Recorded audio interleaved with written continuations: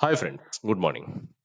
ఒక వ్యక్తి మరొక వ్యక్తితో కంపేర్ చేసుకోవాలనుకుంటే ఎలా కంపేర్ చేసుకుంటాడు?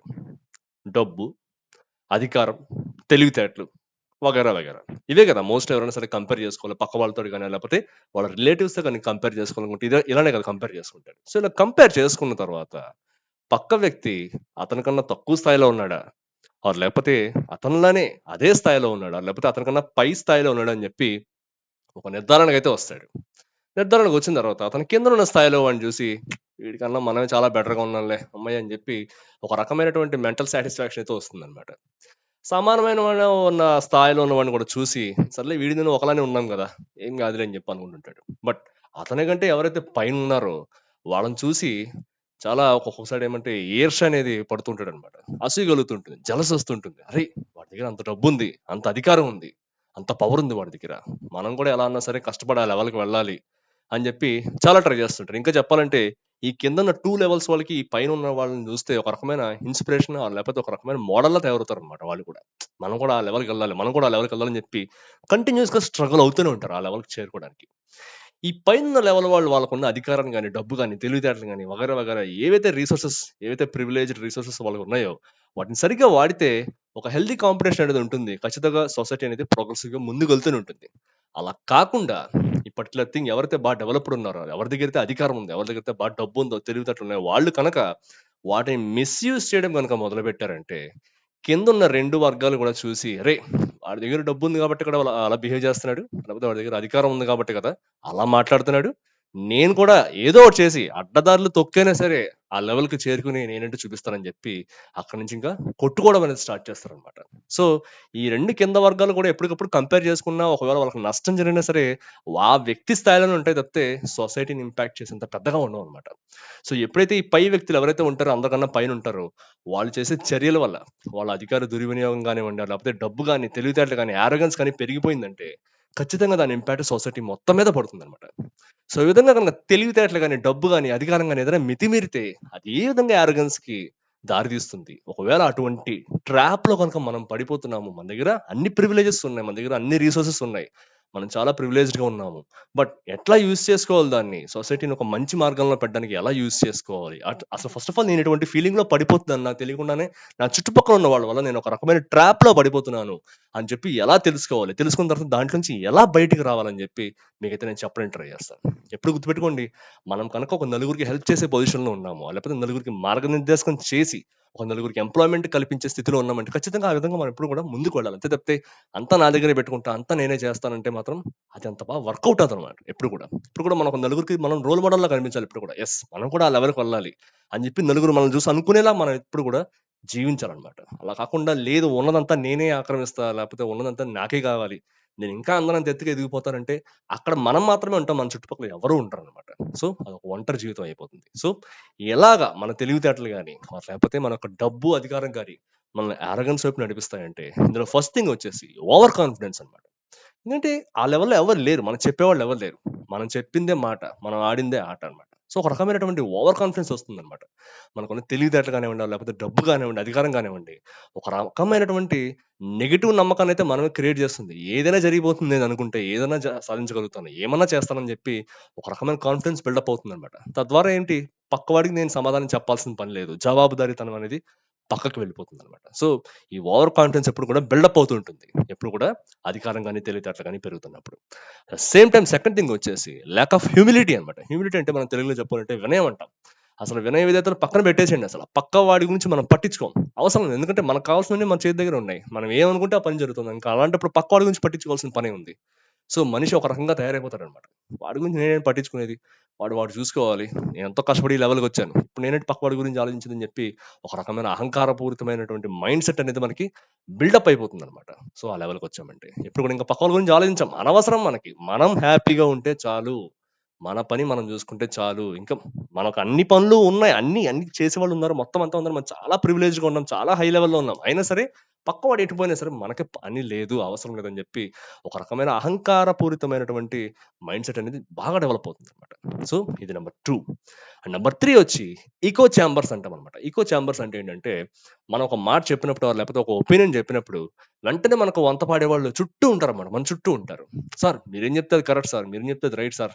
మీరు కాబట్టి ఇలా చెప్పారు సార్. చాలా కరెక్ట్ సార్. మీరు ఏ మాట చెప్పినా సరే అది భగవద్గీత సార్" అని చెప్పి చెప్తుంటారన్నమాట మన చుట్టుపక్కల చేరి.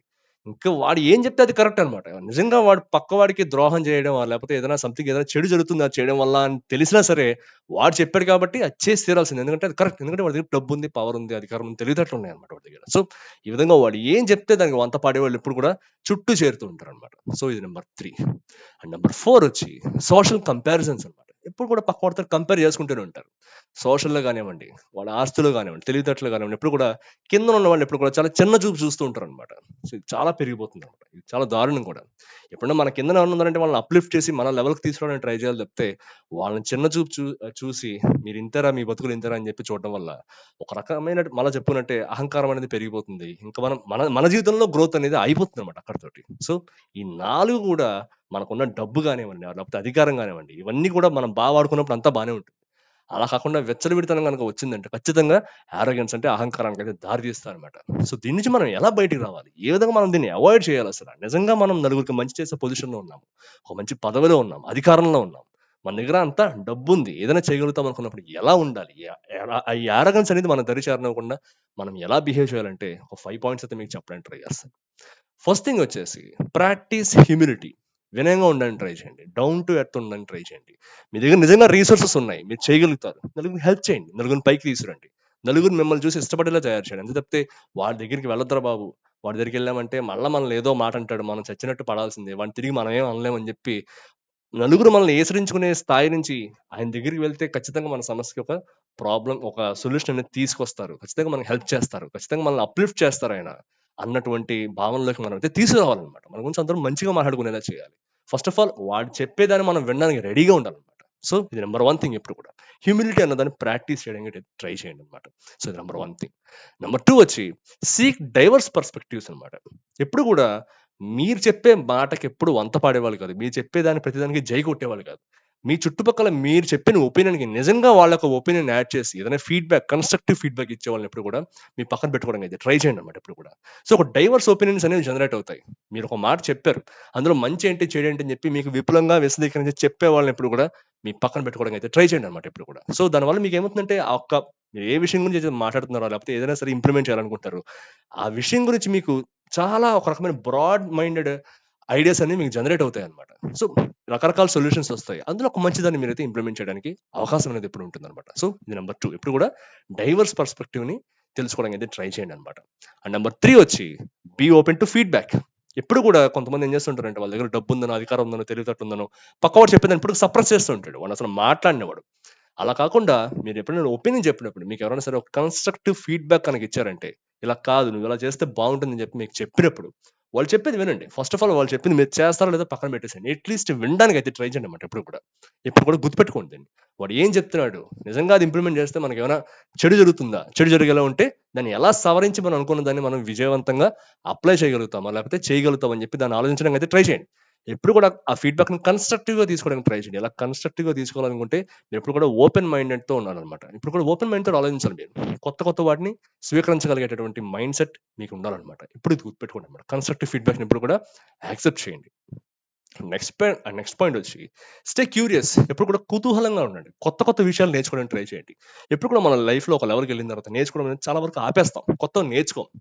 ఇంకా చెప్పాలంటే చిన్న పిల్లల దగ్గర నుంచి కూడా మనం చాలా నేర్చుకోవచ్చనమాట. వీడేంటి నాకు చెప్పేది లేకపోతే నా ఎక్స్‌పీరియన్స్ ముందు వీళ్ళకెంత తెలుసని చెప్పి అలాంటివి కాకుండా ఎప్పుడు కూడా కొత్త కొత్త విషయాలు ఎప్పుడు కూడా నేర్చుకోవడానికి ట్రై చేయండి. అప్పటికప్పుడు మిమ్మల్ని మీరు అప్‌డేట్ చేసుకోవడానికి అయితే ట్రై చేయండనమాట. సో, స్టే క్యూరియస్ ఎప్పుడు కూడా. అండ్ నెక్స్ట్ పాయింట్ వచ్చి మీరు రిఫ్లెక్ట్ ఆన్ యువర్ యాక్షన్స్ అనమాట. మీరేదైనా ఒక యాక్షన్, ఒక డెసిషన్ తీసుకొని దాన్నయితే మీరు ఇంప్లిమెంట్ చేస్తారు. ఇంప్లిమెంట్ చేసిన తర్వాత దాని యొక్క నెక్స్ట్ ఆఫ్టర్ మ్యాథ్ అనేది ఎలా ఉంది? దాని యొక్క ఇంప్లికేషన్ అనేది ఎట్లా ఉంది? ఏ విధంగా అది ఇంపాక్ట్ చూపెడుతుంది? మనం కరెక్ట్ డెసిషన్ తీసుకున్నామా లేదా? అసలు ఇలా చేయడం కరెక్టా కాదా అని చెప్పి మీ యాక్షన్స్ మీద ఎప్పుడు కూడా మీరు రిఫ్లెక్షన్స్ అనేవి ఎప్పుడు చూసుకుంటూ ఉండాలన్నమాట. ఆలోచించుకోవాలి. తిరిగి ఒకసారి ఆలోచించుకోవాలి. కరెక్ట్‌గా చేశామా లేదా? ఈ విధంగా కరెక్ట్‌గా ముందుకు వెళ్తున్నామా లేదా? అని చెప్పి మనం ఎప్పుడు కూడా ఖచ్చితంగా ఆలోచించుకోవాలి. మనం చేస్తున్న పని మనం అనుకున్న విధంగా ముందుకు వెళ్తుందా లేదా? లేకపోతే ఇదివరకు వాళ్ళు చెప్పిన ఫీడ్‌బ్యాక్ ఇంప్లిమెంట్ చేయాల్సిందా అని చెప్పి మీరెప్పుడు కూడా ఆలోచించుకుంటూ ఉంటారనమాట. సో, ఇది నంబర్ 5 అనమాట.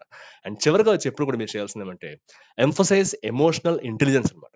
ఎప్పుడు కూడా ఎమోషనల్ ఇంటెలిజెన్స్ అనేదాన్ని పెంచుకోవడానికైతే ట్రై చేయండి. మీకు ఇంటెలిజెన్స్ ఉంది కాదనట్లేదు. దానికి కావాల్సినంతగా డబ్బు, అధికారం అన్నీ మీ చేతిలో ఉన్నాయి. అట్ ద సేమ్ టైమ్ మీరేం చేయాలంటే, ఎంపతి అనే దాన్ని బాగా బిల్డప్ చేసుకోవాలి. అలానే active listening, at the same time ఎమోషన్స్‌ని రెగ్యులేట్ చేయడం కూడా ఎప్పుడు తెలుసుకోవాలనమాట. సో, ఈ స్కిల్స్ అనేవి కనుక మీరు బిల్డప్ చేసుకున్నారంటే, ఖచ్చితంగా అవతల పక్క వ్యక్తి చెప్పేది మీకు ఖచ్చితంగా అర్థమవుతుంది. బాగా అర్థమవుతుంది. దానికి తగ్గట్టుగా మీరైతే రెస్పాండ్ అవ్వగలుగుతారు.